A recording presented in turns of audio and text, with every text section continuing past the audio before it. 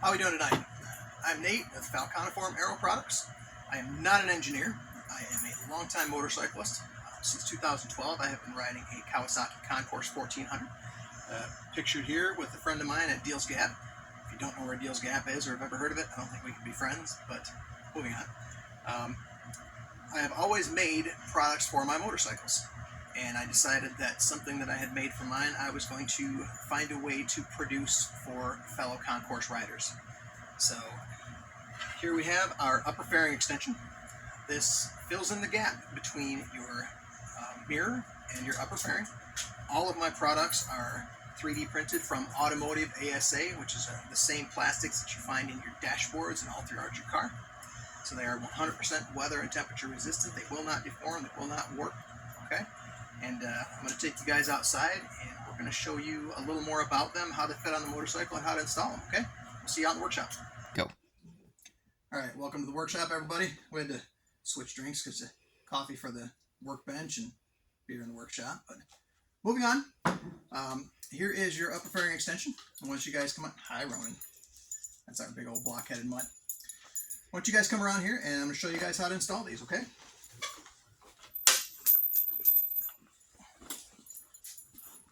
All right.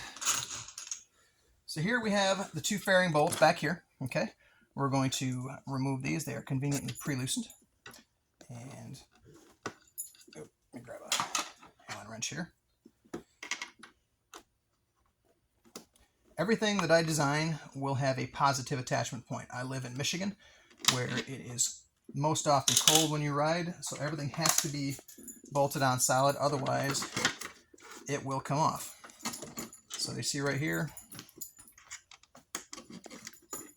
this will bolt right in place once we pull those two. This should be a 5-minute install max.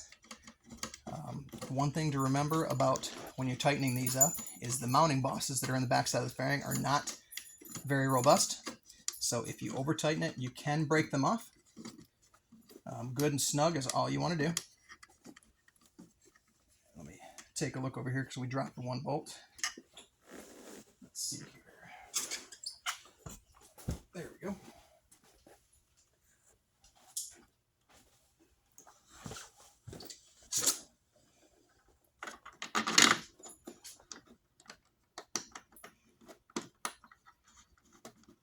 All right.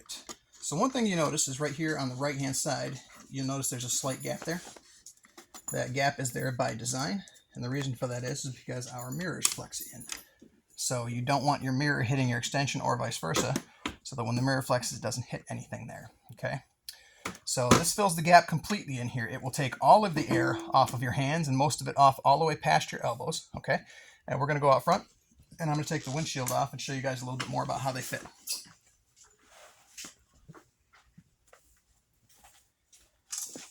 All right, you guys are going to have to forgive my bugs here. Winter is rapidly approaching here in Michigan, where I will have all winter long to remove bugs. So right now, I would rather ride than clean. This is obviously my battle-born bug-encrusted Black Beauty.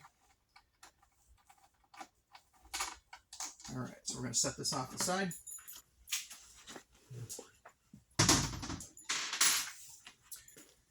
Okay, so as you can see, where the fairing starts to split the air, this follows those channels right along there, and it just continues to channel that out off the sides. It doesn't try and throw it right straight up, because then that just rolls in behind, okay? So by kind of directing it out this way, that helps create a very, very still pocket of air. It takes in a lot of the wind from your midsection, from your hips, even some from your upper thighs.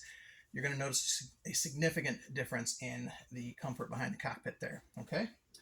But you can see they fit nice and snug around your fairing on both sides. Okay, there is some flex to them. That's because the mounting bosses are flexible in behind there. But they do not wiggle going down the road. I do not own a wind tunnel. Everything I have is tested on the road.